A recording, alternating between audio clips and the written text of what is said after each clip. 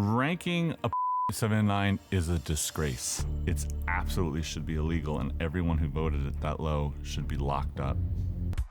So far, we've worked our way through the first 20 entries on the list. We've slurped up some Italian wedding soup, took a trip to New England for some clam chowder, ate off sticks for shish kebab, and learned how to correctly say tostada, which technically I already knew how to say, but they made me dumb it down for this show so I would seem more relatable. Is it working? It doesn't matter, because our gaggle of Earth's mightiest food heroes are ready to jump into our next 10 dishes. So let's get started with your pick for number 80, Jamaican Jerk Chicken. Ooh, jerk chicken. I'm so here for it. Listen, I'm half Dominican, y'all. You know what's up. I love me a good jerk chicken. I love it. I just love all these things. It's hard. This is hard. Nah, dog. That's higher too, man. What are y'all thinking, man? 80? If you can find a great version of it made here in America, I would like you to give me a call. Usually it's grilled, but my mother would do it in a pot, so that's how I had it growing up. So this is something I grew up eating. Jerk chicken's spicy, it's hot, it's exciting. The act of jerking chicken, don't go there. I know what you're thinking. Who, me? I would never. JK. I'm sorry. Andrew, go on. You were saying.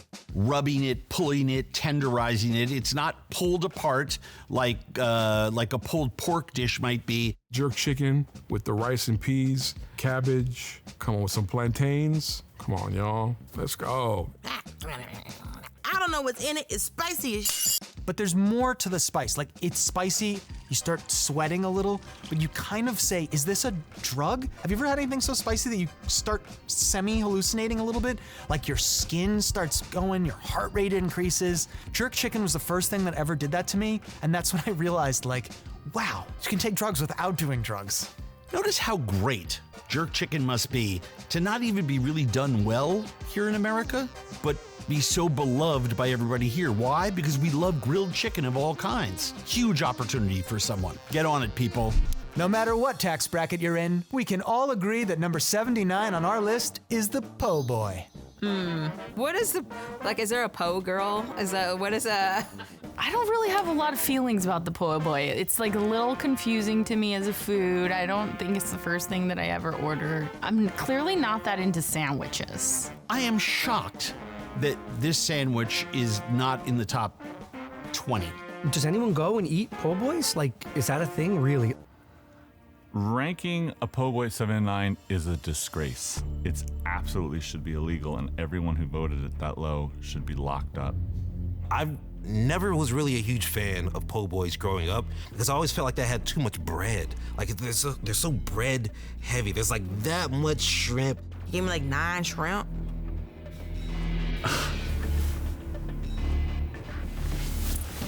Yo, I had a crocodile po' boy.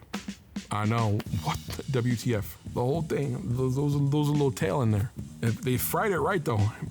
Boss, right in there. It was good, y'all. There's something about baking this bread at below sea level, which is where New Orleans is, that gives it this defying gravity, structural integrity that also looks heavy, but like it's like cotton candy. It's wild. It's refreshing and light, but also heavy and decadent. I think it's so good. The whole sandwich existed because the streetcar operators were on strike. And the sandwich shop guys were like, hey, we'll use these cheap ingredients and feed our poor boys. And that's how you got the po' boy. Food is good. Food with a story is better. Food with a story that you can relate to is better than that. And food with a story that you could relate to but you possibly didn't know is the Valhalla of foods. Let's quickly change the subject and move on to number 78, Bibimbap. 78, Bibimbap. How do you say it again? It's Bibimbap, Eric. Bim? Close, try again. Bibimbap. Bibimbap? Sound it out. Bibimbap. Bibimbap. Are you sure? Just cut to someone else. I'm obsessed with Korean food, and bibimbap is Korean, so yes, I love it so much. It's so good. Shout out to my Koreans. I love y'all. You guys are so gangster. You guys use metal chopsticks. Who else does that?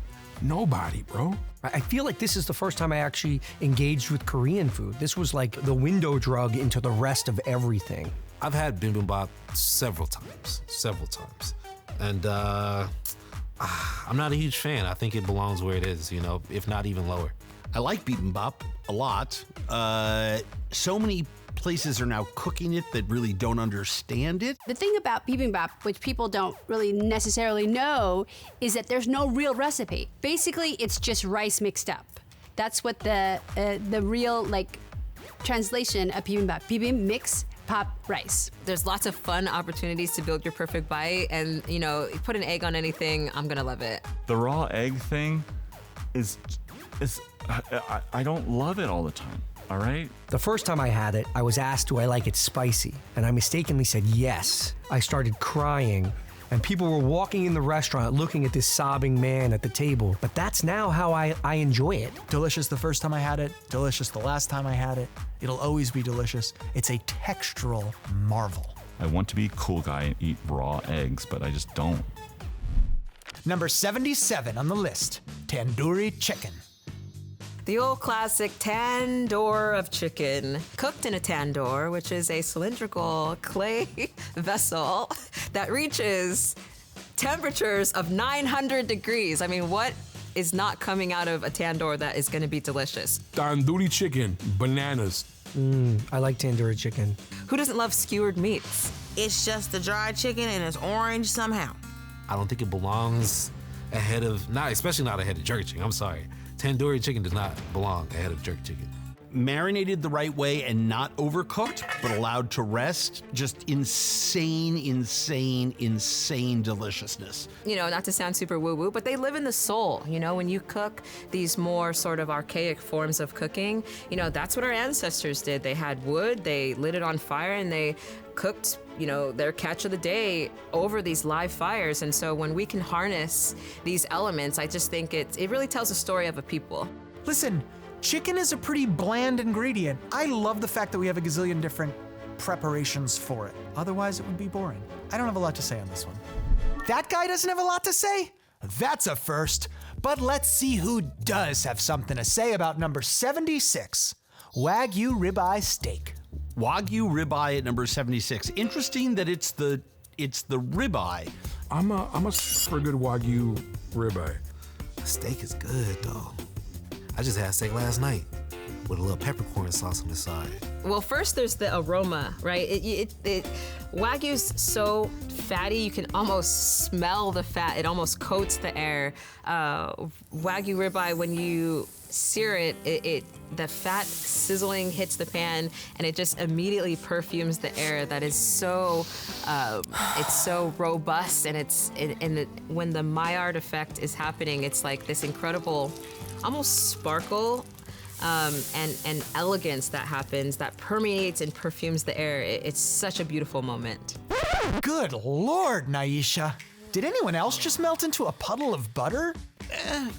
Butchered the right way, yeah, I'll go with it. I've never been like a steak person, because I've never been a grown-ass man. That is out of my budget. Are there coupons for Wagyu? Now, the Wagyu part of it, I get it. It's a very bougie word. These cows are a special variety. They get to sit around and drink sake and beer. The ones in Japan are massaged, and so you get this really nice fat marbling. It can be so good and so fatty and so unctuous, you can just have one little bite and that's your meal. I would say for me, it's definitely top 10. Moving on. You heard the man. Let's get moving. Right on to our next dish. Coming in at number 75, the world-famous samosas. Ooh, samosas are good. Love a samosa! Pockets of heaven. Potatoes and their peas. Are samosas strong enough to stand on their own? I'm not so sure. We all love dough wrapped around meat. Come on, y'all, I'm a foodie, y'all. Samosas, especially straight out the fryer, you let them sit for a couple seconds, and then you bite in, just smoke. You're burning your mouth, but you don't care because it's so good. Samosas can also be vegetarian. You could do a potato or a lentil or potatoes and lentils or peas, whatever. I look at it, it looks like a pillow, which makes me feel comforted. I bite into it, I say, what am I gonna get? What am I gonna get? Oh, that's what I got. I remember going to an Indian restaurant with one of my very white friends, and she was like, well, what spice level do you want? He's like, oh, the spice level you get. And she went, no. This list is cool because it brings up things that you don't think about a lot. Samosa isn't something that lives in my head all the time, but whenever I go, whenever I go to an Indian restaurant, I order a samosa. Not mimosa. Don't be on my party girls out there, on my city girls. They're like, did he say mimosa? Oh my God, mimosa should be number one, boy. No, samosa. Totally different thing, not mimosa, baby. It's number 74, Swedish Meatballs. Terrible. They should not be that high on the. They shouldn't even be on the list at all. Swedish meatballs is sort of, I don't know why it's on this list. I don't think it's that good. Like, I think it's kind of like meatloaf. It's not a thing for me. I like Italian meatballs. I'll stay with those. I'm a meatball freak. Swedish meatballs are just another one of the great meatball dishes of the world. Swedish meatballs and IKEA are just like 2 peas in a pod. Yeah, those meatballs are awesome. Especially if you broke, bro. Come on, man. If you're like balling on a budget, just go look at a dresser and then like make a U-turn. Don't even follow the arrows. But I assume there's better Swedish meatballs out there, right? Those are just like IKEA meatballs. Like I've never had like a proper one. Yes, Swedish meatballs, 100%. Delicious gravy, giving pot roast, but it's also giving like, I ground the meat for you, so you just have to take a small bite. You don't have to slice it. You don't have to do anything to it. The Swedish ones always look a little gray to me, kind of served in a gravy. I don't think that it visually looks that appealing, but when I bite into it, I go, this is heaven, because any ball of meat is delicious. Kids could hit me with the shopping carts. You could steal my big blue bag. I don't care, man. As long as I got some of those IKEA Swedish meatballs, I'm good, bro. I'm not sure if a furniture store is the reason why a food should be on the top 100. Yeah, me too, David. Swedish meatballs, because I went to an IKEA. It has some Swedish meatballs. And when I tell you I wanted a refund, okay? Run me back my $12. Dulce, you're spot on. I don't even know what ism this is when you hate something just because it's served at a store. Yes, popularized by them. Guess why? They're Swedish. You know what should have been on this list? Baby shower meatballs. That's a good meatball. It's time for Bratwurst. Ich möchte eine Bratwurst in meinen Mund. Jetzt bitte. Meine Mutti kocht Bratwurst für mich. Wow, cool story, Eric. What the f- are you thinking? I mean, a bratwurst is the origins of our hot dog. A good brat is a good brat. We can't argue. Some good eats right there, y'all. Good brat on that grill with a nice bun and some good Dijon mustard. That's fire. Now that's underrated on the list. That should be a little higher. You get a beautiful bun. You get that nice snap of the sausage. You do good Heisenf, which means hot mustard, and maybe a little sauerkraut. It's a go-to. I mean, at ballparks, where else does it exist? You bite into it and it literally sprays out the side. It's like, and it's amazing. So yeah, a spray bratwurst is really what I'm looking for. It's got some good things going for it. It pairs well with sauerkraut, which I actually really love, and is an incredible, it's a healthy thing for people to eat. So in that way, bratwurst is sort of healthy. Sausage and beer together is a fantastic combination. I want to wear my lederhosen that I haven't yet acquired, but if you know a dealer, let me know. And have you ever even been to a beer hall? What the hell would you eat if you didn't have bratwurst? Bratwurst is everything. I think bratwurst is of another time, right? Like if we went back 50 years and did this list, it would be right up there. Let's keep the good times going as we round out the 70s with these last two dishes. Starting with number 72, shepherd's pie. Not to be confused with a pot pie. It's like one of those winter foods that you just want to like, it's comfort food. I don't always love ground beef, but I think shepherd pie is a good place for it. I can say I had one in Scotland, and the one I had in America was better.